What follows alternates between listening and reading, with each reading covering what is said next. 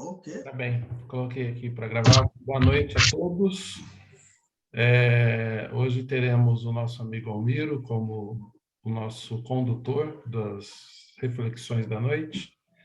Como sempre, recadinhos usuais. Por favor, mantenham seus microfones fechados, afivelem o cinto de segurança e mantenham suas câmeras abertas para dar um pouco mais de humanidade nesse mundo virtual. Almiro, não sei se você prefere que faça perguntas na hora, ou deixa para depois, ou não façam. Bom, de qualquer forma, a casa é sua, fique à vontade para as preliminares e siga em frente. Divirta-se. Divirta-se e passe nervoso e peço para o Valtinho fazer a abertura. Já fiz, acabei de fazer. Na oração, não. Ah, bom, falou oração. Com muito prazer.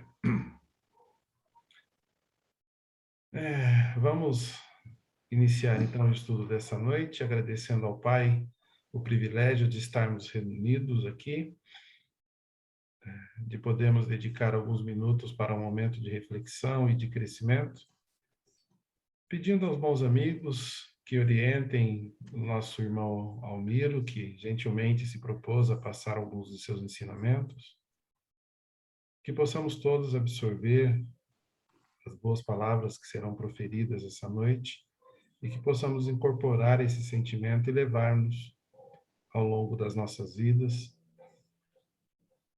espalhando o Evangelho de Jesus.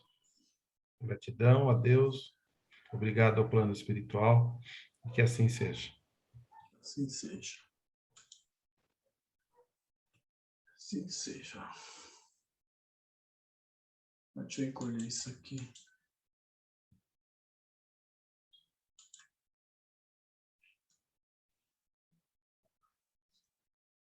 Vamos ver.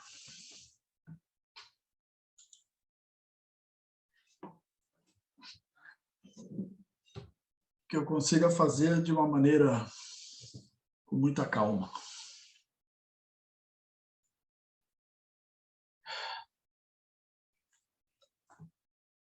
Obediência e resignação. A doutrina de Jesus nos ensina em todas as partes a obediência e a resignação. Duas virtudes, elas, companheira da doçura. Muito ativas, embora os homens as confundam erradamente com a negação do sentimento e da vontade. A obediência é um consentimento da razão, a resignação é um consentimento do nosso coração. Ambas são forças ativas porque carregam um fardo de provas, que a revolta insensata os deixa cair. O frouxo não pode ser resignado. Não mais do que os orgulhosos e o egoísta. E não pode ser obediente. Os egoístas não podem ser obedientes. Jesus foi a encarnação dessas virtudes, desprezada nas antiguidades material, pela antiguidade material. Ele veio no momento em que a sociedade romana perecia no desfalecimento das corrupção. Veio fazer luzir no seio da humanidade abatida os triunfos do sacrifício e da renúncia carnal. Cada época está assim marcada com o selo da virtude ou dos vícios que deve salvar ou perder, ou a perder.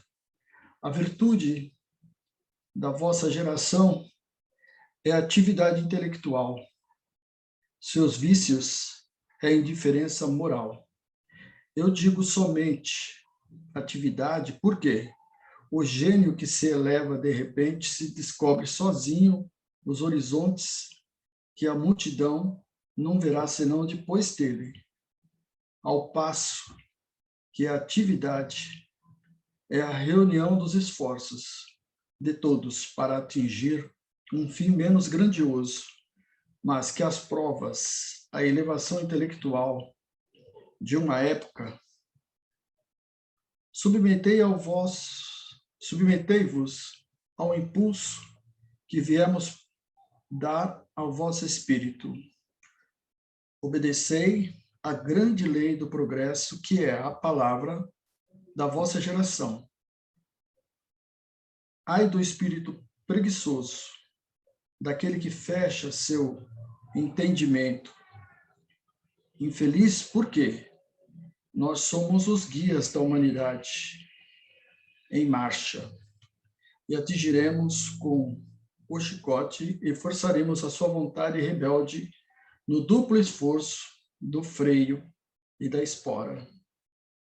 Toda resistência orgulhosa deverá ceder, cedo ou tarde, mas a bem-aventurados os que são brandos, por quê? Prestarão dócil ouvido aos ensinos. Lázaro, Paris, 1863. Como é a primeira vez, eu fiz a leitura para me poder tentar entender um pouco. E tem muita coisa que eu também tenho que me fazer pergunta para poder entender as respostas. A obediência é um consentimento da razão e da resignação, e a resignação é um consentimento do coração. O que eu entendo? A obediência e a resignação não são a negação da vontade e do sentimento. Ao contrário, são as virtudes que se expressam em nossas ações, nas nossas atividades, nas ações que nós praticamos no nosso dia a dia. Eu não sei se eu estou pensando de uma maneira certa ou correta, mas a maioria de nós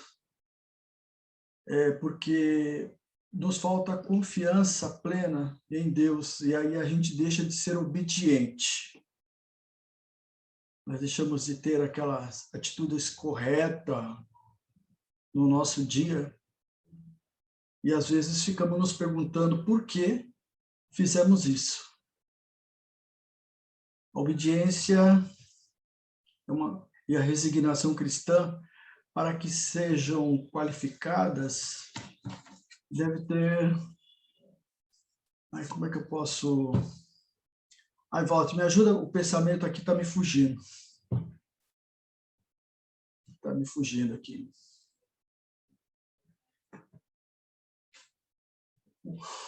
O que seria obedecer? O que seria resignar? São atos e ações que nós temos, vamos pensar assim, obedecer, resignar, são ações que nós temos no dia a dia, né? No decorrer do nosso dia, nas nossas atitudes. Eu entendo que quando ele cita obediência, é uma coisa que você um ato, uma ação, um movimento que você seta, que você adere, baseado em decisão própria, na própria razão, né? Por isso está aí, consentimento da razão, né? Somos nós que optamos por ser obediente, como se fosse uma coisa consciente, né? E a questão da resignação, entendo eu também, tá? E a questão da resignação está mais voltado para os sentimentos. Não sei se... eu entendo que seja uma conclusão. A resignação é uma conclusão que vem embasada no sentimento. Não sei se faz sentido isso para vocês. Eu confesso que eu também não li esse capítulo antes dele. Eu li ele várias vezes, mas mesmo assim eu me perdi. Posso tentar ajudar? Pode. Pode. Então, a obediência, ele fala, é o consentimento da razão. Então, você obedece o quê? O que que tem no Evangelho, no Espiritismo em si? É a demonstração das leis divinas, que são muito claras e permanentes. Então, obedecer com análise, com coerência com essas leis divinas, é uma obediência a Deus pelo aquilo que Ele nos colocou, né? Então, eu entendo isso. A obediência aí não é você obedecer a um, a outro, né? É obedecer às leis divinas, às leis impostas. Então, para que a gente possa ter a razão no nosso lado na hora de obedecer, a gente precisa estar conhecendo bem. Por isso que a gente tem que evoluir, né? Por isso que a gente tem que estudar bastante as leis e a aplicação delas, para que a gente possa obedecer baseado, né? A razão é com base em quê, né? Você está fazendo isso, aquilo, aquele outro. Analisando, julgando, bom senso, lógica, né? E a resignação, certo? É como a gente conhece essas leis, e as leis falam que nós vamos evoluir, que nós vamos progredir, que nós estamos fadados a evoluir. Quando aparecem obstáculos, né? A resignação é exatamente isso. É você colocar o amor em cima de tudo, colocar o sentimento acima de tudo, certo? E fazer aquilo que você é capaz de fazer, independente de ser lógico ou não, mas que você tá, o seu coração está pedindo que você faça aquilo, né? Porque é a manifestação da emoção, da razão, né? Então, da razão não, é da emoção e do coração, que a gente fala que vem do coração todo esse sentimento, né? Então, nem sempre principalmente na hora da caridade, vamos dar um exemplo, né? Na hora da caridade, né? Ajudar alguma pessoa que é seu desafeto, certo? A lógica vai mandar dizer que você não deve. Pô, que isso? Não faz sentido. O cara fez isso, fez aquilo, fez aquele outro, e por que você vai ajudá-lo agora e tal, não sei o quê, certo? Mas se você for resignado, tudo aquilo que te aconteceu foi porque você mereceu também. Você precisava disso para poder aprender. Então, o mal existe para nos ensinar, né? Mas é daquele que comete o mal, né? Ele vai ser punido. Por quem? Não por nós. Nós não precisamos julgar ninguém, nem vai ser Deus que vai achar o caminho dele.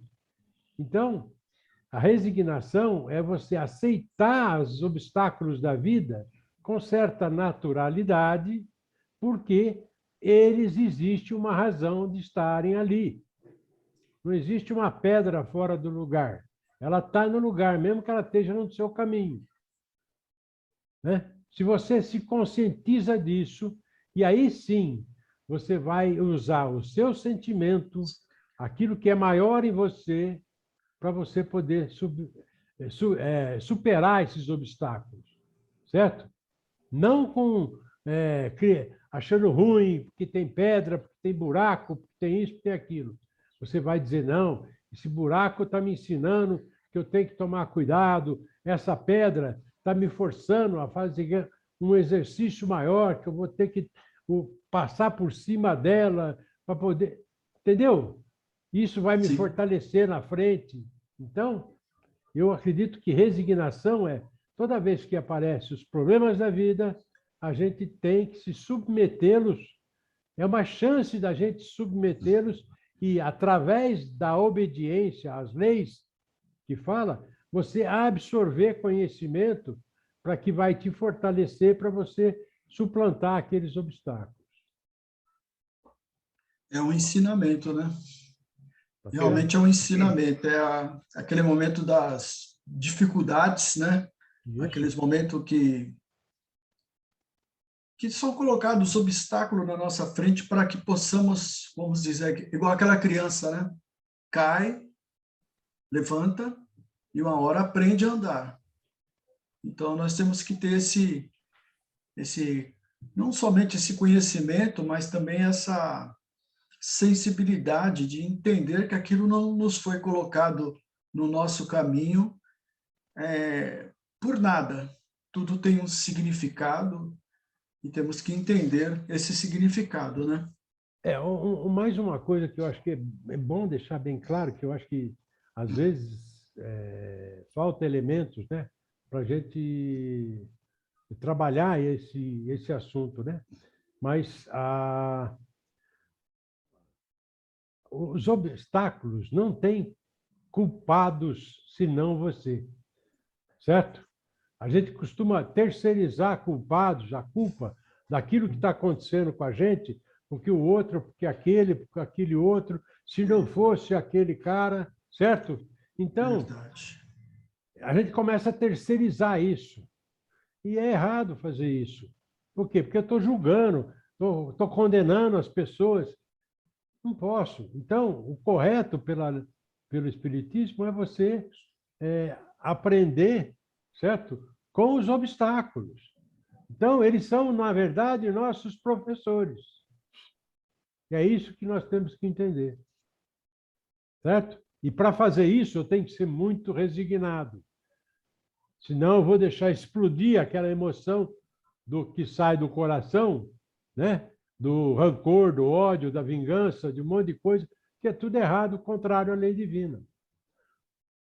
É verdade. Medo. É aí que a gente tem que manter a serenidade e a confiança, né? Serginho queria fazer uma contribuição também, Serginho? Queria sim.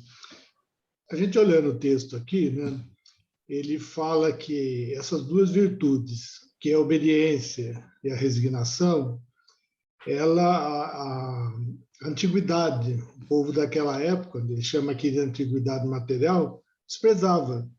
Porque o que importava naquela época era a força, era pessoas que vinham de guerra, desse tipo de embate, né, de um contra outro. Você ser obediente, você é fraco. Você ser resignado, então, pior ainda, né? E Jesus, ele vem e ele é como ele fala aqui, a encarnação dessas virtudes, né? Ele vem mostrar essas virtudes de uma maneira que o povo não entendia, porque era sintomas de fraqueza. Ele vem e mostra, né, essas virtudes de uma maneira bem diferente, que ela não significa fraqueza, pelo contrário, significa fortaleza. Você ser obediente é porque você racionalmente decidiu por que vai obedecer. É o consentimento da razão. Então, você tem os motivos pelo qual você vai obedecer. Você não quer lutar, você não quer prejudicar a família, que é naquela época, você começa a ser perseguido, enfim, não é o motivo principal de um espírito mais já, não digo elevado, mas acima da média daquela época, né? E ser resignado também é usar o que eles não usavam muito, que é o amor mesmo, como o Agostinho falou, o próprio Almeida. Do coração ele fazer a resignação, ele saber por que ele aceita coisas que naturalmente não são aceitáveis, mas sem dificuldade, porque ele vê no ato dele uma expressão de amor, algo que Jesus veio principalmente para fazer despertar nisso a humanidade, que ela não tinha isso, né? Então, porque ele fala que o pusilânime, o fraco, ele não pode ser resignado, né? E o egoísta e o orgulhoso não pode ser obediente. Está totalmente contrário à forma deles de viver e de proceder, né? Então, é mais para mostrar eles esse choque. Jesus trouxe algo novo que hoje já é bem possível de se fazer, né? essa obediência racional, a resignação pelo amor, mesmo como a gente entende já, era totalmente incompreensível naquela época. Jesus deu um choque nas pessoas, na humanidade daquela época, que era o objetivo dele, né? Eu copiei uma frase que eu achei muito interessante e ela coloca essa frase dessa maneira: se a vida te der uma prova, não se desespere. Acredite que Deus está com você. Isso é a maior demonstração de resignação, pois sabe-se que a espiritualidade superior lhe confiou uma missão, mesmo que dolorosa. Superá-la com fé é uma prova de sua sabedoria. Dentro do que o Serginho colocou aí, essa frase cabe bem, né? Nós não estamos aqui por um nada, estamos aqui além do aprendizado, temos vários retornos ainda para poder cumprir com essa missão, né? E aprendermos sermos, né? Resignados. Infelizmente, ainda não é o pensamento de toda a humanidade, né? É como o Sérgio colocou, como o Bagatini também colocou, é mais fácil culpar o próximo, né? As pessoas, não digo todos, mas uma grande maioria, sempre acha culpa em alguém, mas jamais olha no espelho para ver a si mesmo. Mais fácil reagir do que agir, né? Com certeza. É bem mais fácil. Mais difícil para nós, né? Para nós que estamos nesse dia a dia, que praticamos o espiritismo, para nós é bem difícil, porque somos colocados em teste todos os momentos, todos os instantes. A gente não se apercebe quando vê a prova está nos sendo colocada. Isso não é um privilégio de ser espírita, ou católico, ou jogador de futebol, ou dentista, né? Isso nós estamos ainda num mundo de provas e expiações em que todos que aqui estão, eles estão dentro de uma mesma faixa, ou a sua grande maioria, né, do que aqui estão dentro de uma faixa ali, que é um processo de aprendizado, de crescimento. Né? Verdade. Cada um aí no seu tempo, cada cultura, cada povo no seu tempo, mas chegaremos lá e passaremos, né? Se outros passaram, o caminho está aberto, nós estamos vindo atrás, conseguiremos também. Eu achei curiosa essa questão, essa afirmação que tem no livro, que ele comenta que o covarde, né, ou pusilânime, não pode ser resignado, ou seja, o covarde não pode fazer aquilo, não pode deixar simplesmente a coisa acontecer, porque para ser resignado precisa de coragem, né? Entendo eu, faço essa leitura. E do mesmo modo que o orgulhoso, egoísta, não pode ser obediente, porque para ser obediente você tem que se submeter a uma lei e não criar a lei, não imaginar que você seja o dono da lei ou o criador da lei ou estar acima da lei. Eu achei muito interessante esse contraponto, né, do fraco, né, ou do covarde que não consegue se submeter, e do orgulhoso,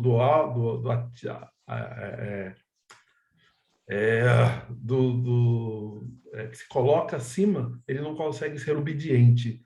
Achei bem interessante essas duas colocações de jogo de palavras. Toda resistência é orgulhosa, né? Toda resistência é orgulhosa. Mais algum comentário? Ou vamos dar sequência? Ao final desse trecho aí também, deixa eu ver se você colocou aí. Ah, sim. Ai do espírito preguiçoso. Não, pode subir um pouco mais, por favor. Aí. Ai do espírito preguiçoso ai daquele que cerra o seu entendimento, ai dele, porque nós que somos guias da humanidade, lhe aplicaremos o látego e lhe submeteremos à vontade rebelde. Ou seja, a resistência que está aí diretamente ligado à ignorância, que eu entendo, né? Ela acaba sendo um grande mal, porque todos terão que progredir, né? Essa é a lei. E quanto mais ignorante formos, mais sofreremos. E o ignorante que eu falo é ignorante no sentido da falta de conhecimento e da falta da aplicação desse conhecimento. Então, não adianta você saber, né? Tem que saber e praticar, senão não funciona. Então, quanto mais resistente nós somos, mais sofreremos. Pode ser dolorido, né? Eu falando desse lado, mas por outro lado, olha o suporte que nós temos. Sempre vamos ter alguém que vai estar nos empurrando para que possamos crescer. Nunca estaremos abandonados. Nem que doa, mas não estaremos abandonados. Gostei desse trecho aí também, porque parece bem, se eu estou interpretando bem, ele é um item de consolação e não de medo. É uma verdade. Walter, meu amigo, o que é interessante também é observar que, lógico, Jesus veio para uma transformação, para melhor. E ele fala que cada época é marcada pelos cunhos da virtude e do vício que tem que salvar ou perder. Então a gente percebeu que nós adiantamos muito no lado intelectual e o lado moral ficou para trás, porque hoje ele diz que o vício é a indiferença moral. É aquela história das asas, né? Você não consegue voar com uma asa só. Ou voa com as duas em equilíbrio, ou não voa, você vai ficar fazendo volta, né? Hoje a nossa geração está com uma asa só, a do conhecimento, né? E a outra tá presinha lá. Então a gente não está andando, nós não estamos avançando em termos de evolução, né?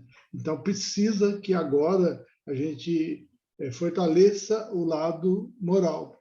Essa indiferença moral é que está atrapalhando a velocidade da nossa evolução, né? É muito interessante isso. Agora, como você falou, Valtinho, isso aí não tem como.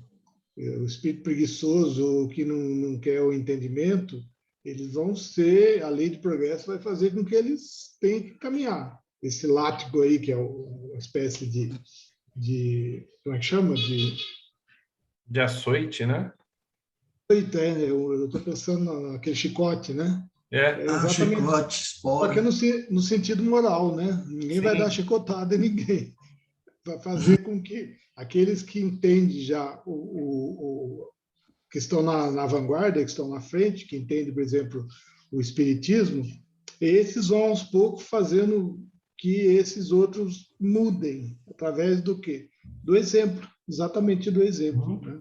O látigo, a nossa chicotada vai ser de bom exemplo, para que as pessoas mudem o lado moral delas, né?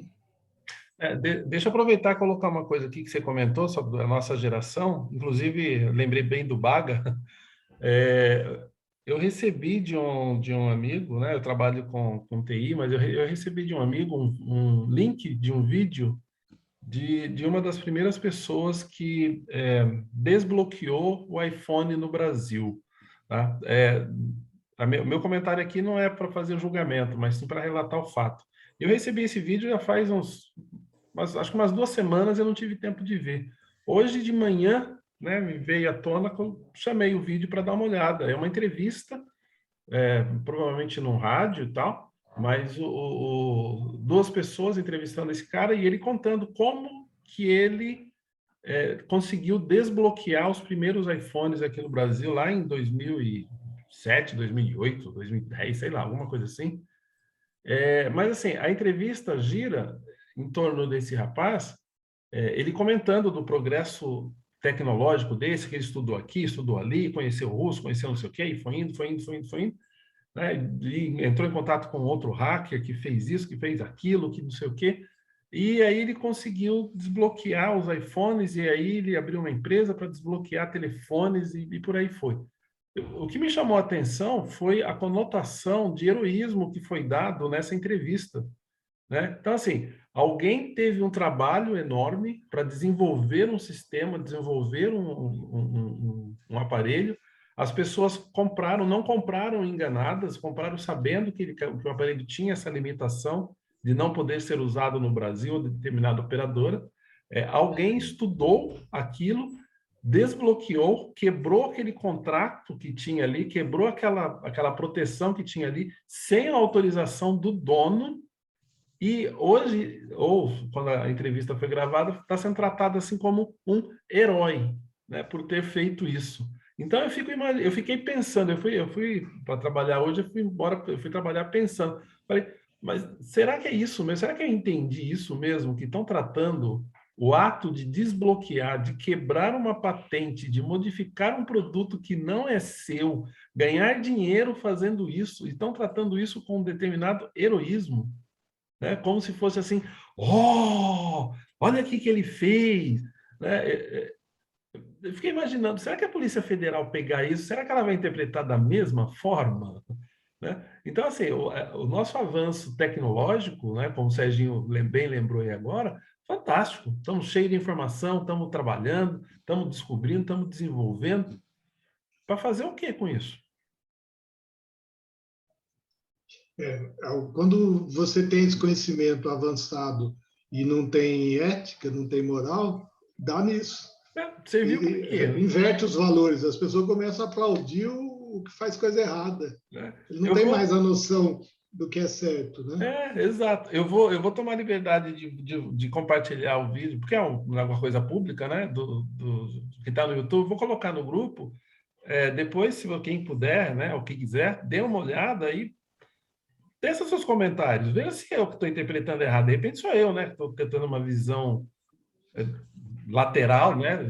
Unilateral. Estou vendo errado. Enfim. Walter, mas Oi? será que a Polícia Federal não sabe disso? Não sei, viu? Não sei. Porque é meio difícil não saber do negócio desse, né? Não sei. Muito difícil. Mas, enfim, fica aí a reflexão, né?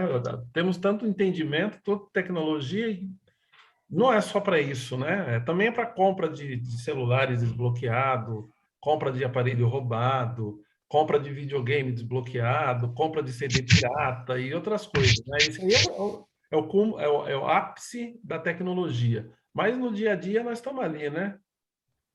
Nós, humanidade. Então, Walter, mas quem de nós já não gravou um CDzinho pirata? Não, por isso que eu coloco nós, eu não me isento disso. Então, a gente acaba entrando de alguma forma ou de outra numa coisa que não é ética. Que, no fundo, a gente sabe que não, né? Mas a gente acaba no embalo também, né? Que não deveria acontecer dessa forma, né? Mas acontece, infelizmente, né? Estamos progredindo. Com certeza, um dia a gente aprende, a gente já sabe que é errado. No passado eu fazia, agora eu não faço mais. Então a gente tem que mudar as suas atitudes. Sempre mudar a atitude, né? Senão.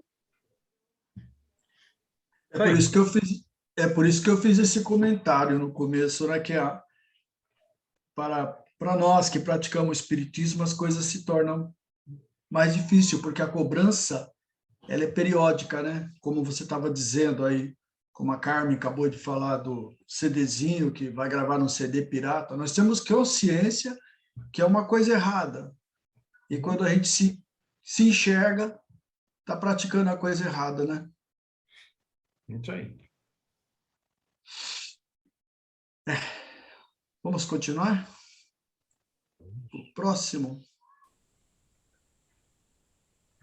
Eu gostei dessa parte aqui, ó. Eu achei dentro da realidade nossa que eu digo da humanidade atual. A cólera. A cólera, o orgulho que vos induz a julgar mais do que sois, e não suportardes uma comparação que vos faz rebaixar e vos considerar, ao contrário, tão acima dos vossos irmãos, quer em espírito, quer em posição social, quer mesmo em vantagens pessoais, que o menor paralelo vos irrita e aborrece, que sucede, entregai-vos à cólera. Esse comecinho aqui, né? Esse trechinho aqui do início, é o orgulho, como ele diz aqui, né? Pessoas orgulhosas, que de repente, como é que se diz?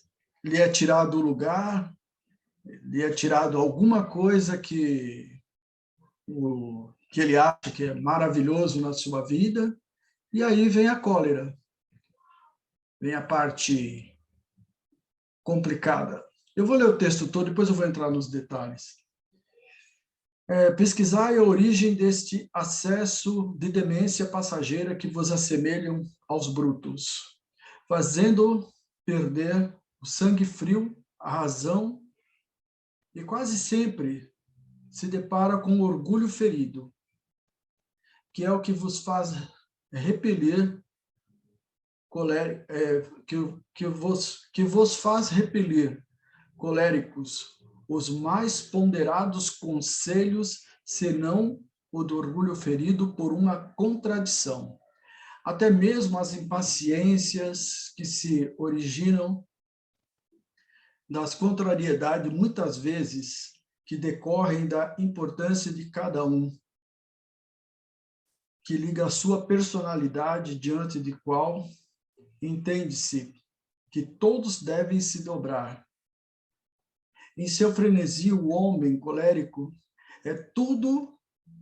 a tudo se ativa, à natureza bruta, aos objetos inanimados, quebrando-os, porque não lhe obedecem. Esses momentos,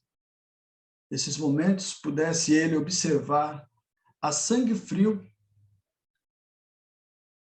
ou teria medo de si próprio, ou bem ridículo se chamaria. Imagine ele, aí que a expressão produzirá nos outros. Quando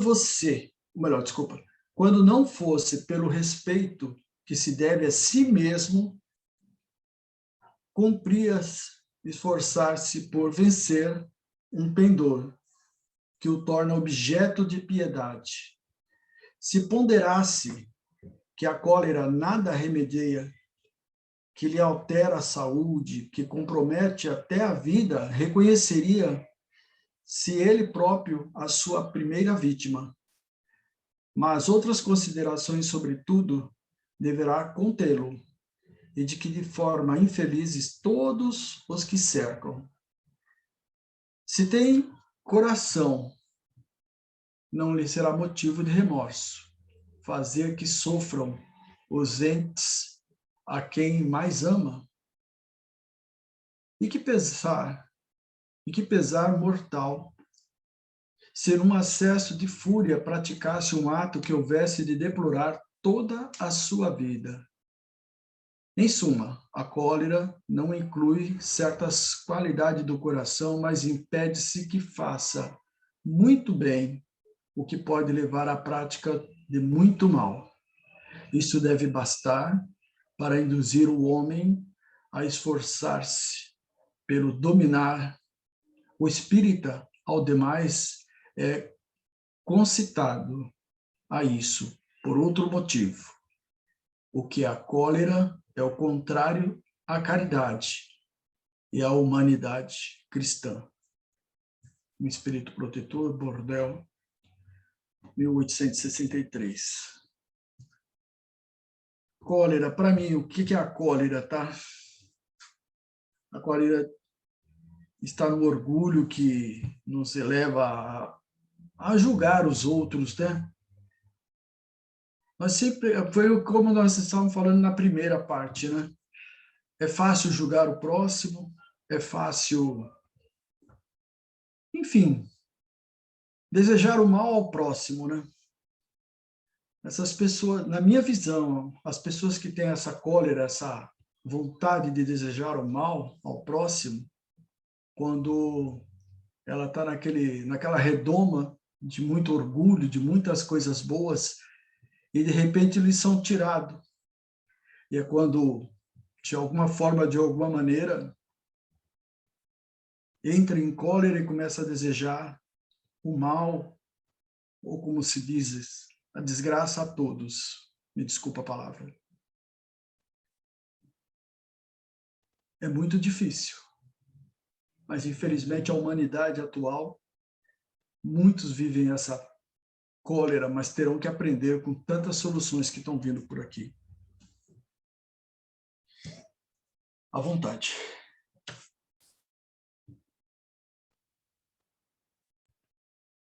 Muitas das vezes esse sentimento não é nem direcionado a alguma pessoa, né? Às vezes pode passar por algum...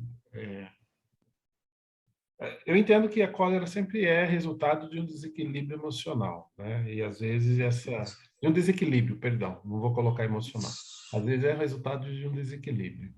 E aí acaba se externando de uma forma violenta, de uma forma agressiva, né? Pode atirar um objeto, quebrar alguma coisa, chutar a porta, né? Chutar o cachorro, falar mal da sogra e por aí vai. Curtindo um pouquinho. Por que você não acha que é emocional, do lado emocional, a cólera? Não, eu não vou, eu não disse que não é, eu disse que eu não vou colocar, porque às vezes pode ser uma outra coisa, uma outra razão. Como eu não sei qual que é a origem, então, de qualquer forma, é um desequilíbrio. Pode ser, por exemplo, Mas todo desequilíbrio não é por conta de nós não termos o nosso controle emocional, a gente só se desequilibra, a gente só fica colérico por conta de nós não termos um equilíbrio emocional. Então, aí eu entendo que isso é do emocional da gente. olha, pode ser que sim, mas eu entendo também que tem a parte física, né? Por exemplo, alteração de hormônios numa pessoa, ele pode te tirar do desequilíbrio também. Por isso que eu não quis colocar a palavra emocional na minha fala. Faz Entendi. sentido? Não, faz sentido, mas de qualquer forma, nós vamos estar respondendo isso de uma maneira emocional, mesmo que seja no nosso corpo, né? Mesmo que seja uma disfunção nossa material, Uhum. a resposta dessa disfunção vem pelo nosso lado emocional. Eu entendo dessa forma, entendeu? Não Posso tenho estar esse falando conhecimento. bobagem. Não Mas, sei, de posso estar qualquer falando forma, bobagem. é um desequilíbrio, né? É um desequilíbrio que... Sérgio, socorre-nos, please. Oi? Sérgio, socorre-nos, please. O que aconteceu? O Sérgio saiu da sala, gente. Tá mudo, Sérgio. Agora Ouviu, sim. Sérgio? Olha o Agora Sérgio Eu aí. acho que os dois estão certos, mas eu vou fazer média agora. Mas eu Tá. acho que vocês já perceberam como é difícil fazer controle de emoção, de cólera, por exemplo, não atingir o estado colérico? Se cada um de nós for pensar aqui, a gente chega à conclusão que a gente não consegue. Aqui o negócio ferver, nós vamos sair chutando balde Com e dando certeza. tiro para cima. A gente não Então, tem. tudo bem. Isso é bom, porque a gente racionalmente entende que a cólera é errada, que nós não devemos nos encolerizar, não devemos agredir, não devemos fazer nada que leve por esse caminho. Então, se a gente não deve fazer isso, o que nós precisamos ter? Investir no autocontrole.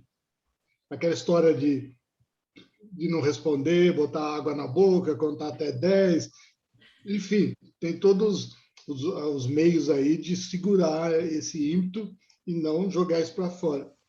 Porque, de onde vem isso, eu entendo? Vem das nossas encarnações mais primitivistas. Lá no nosso passado, a gente era guerreiro, a gente só matava e reagia e não tinha outro caminho. O que aconteceu? Nós nos condicionamos, condicionamento vicioso. Fizemos por tantas vidas aí, tanto tempo, que isso agora está impregnado na gente. O que nós temos que fazer? Descondicionar isso. Então, pegar um condicionamento de violência e substituir por um de bondade, de amor mas isso exige prática, exige exercício disso. Não vamos conseguir fazer de uma hora para outra. Mas que bom que a gente já sabe que não devemos fazer. O lado racional aí, a nossa inteligência, já está nos dizendo, olha, isso não é bom, não faça mais. E cada um vai ter seu tempo, vamos brigando aqui, a hora que fizermos um novo condicionamento, pronto, acabou o problema, não tem mais violência. São casos dos bons espíritos, desses missionários, do próprio Cristo, né? Não reagia, não tem violência nele, né? Ele não tem mais isso dentro dele. Então, é só uma questão de procedimento. Vamos adotar um procedimento de tolerância, de resignação, de paciência, e aí nós vamos revertendo, vamos tirando de nós a possibilidade de se enraivecer, de atingir o estágio da cólera. É verdade. Seja assim. Eu vi eu tenho uma frase, eu não lembro quem é o autor, mas ele diz o seguinte, que o preço da liberdade é a eterna vigilância, né? Então, temos que estar realmente atento o tempo todo nesses aspectos para que a gente consiga... Ela não vai, como o Sérgio disse, né? Ela não será eliminada, né? Ela vai ficar aí latente sempre. Isso é importante também, Valtinho, porque a gente não vamos fazer um auto-julgamento. Ah, eu sou uma porcaria, porque eu não consigo fazer. Não, nós estamos no caminho certo. Nós estamos conseguindo pensar que isso é errado. Agora, vamos investir nisso. Não somos melhores nem piores porque estamos tendo essa reação. Vamos combatendo, é só isso, né? É o momento. No nosso dia a dia, eu vou falar do meu que fica um pouquinho mais fácil, né?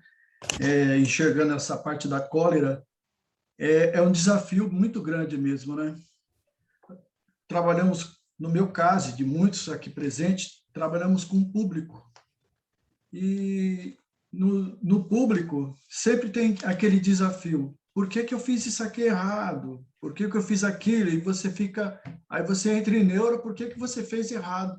E não para um minuto, como o Sérgio falou, para dar uma pensada, para refletir, tomar um pouco d'água e deixar a coisa andar. A gente entra em cólera conosco mesmo, né? Por que eu fiz errado? Ou por que você está fazendo errado? Ou por que você não me ajuda? Isso no dia a dia, um dia de trabalho. Para quem trabalha com o público sabe bem o que eu estou dizendo. É tão difícil. Por isso que eu gostei dessa parte da cólera aqui, porque me pôs para refletir situações do dia a dia. Temos que parar. Falei a vida inteira com isso. Como diz a minha amiga Leda, nossa amiga Leda, antes eu matava, depois eu só batia, agora eu só xingo. É por aí mesmo. É uma tremenda uma verdade.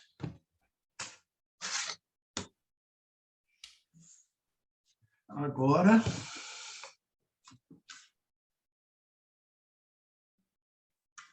Faltou o Bagatini colocar as cóleras para fora. Não tem cólera nenhuma, não. Eu fiquei quietinho, que é justamente para não acontecer nada.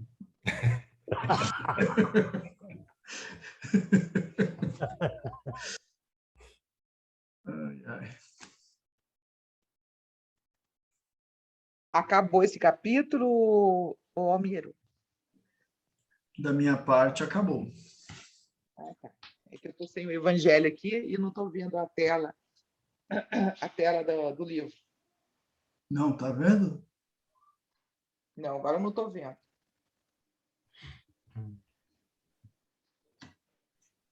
E aí, Almiro, você terminou? Mais algum comentário? Não, da minha parte, sim. Também já está no horário, né? Tá. Já está no horário mesmo, gente. Se alguém tiver alguma dúvida... É agora. Um cálice para sempre. Nada disso. Ou pergunte na próxima aula. Aqui não tem o cálice para sempre. Não tem.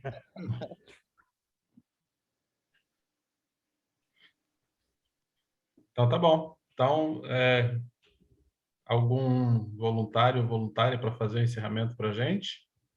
Eu posso fazer. Por favor. Podemos começar? Sim, sim.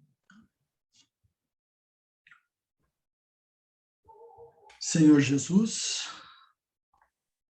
bom e amado Mestre, agradeço a oportunidade de mais um estudo em nossa casa virtual. Obrigado, Senhor, por esse espaço virtual onde podemos unir os nossos corações e mente no estudo e no nosso aprendizado. E assim, Senhor, em seu nome, em nome de Deus, que possamos dar por encerrado o estudo da noite de hoje. Que os amigos espirituais possam permanecer conosco para darmos prosseguimento no canal do Espiritismo. Que assim seja. Deus. Que assim seja, graças a Que Deus. assim seja. Beijos a todos, a todos, a todos. Boa noite, pessoal.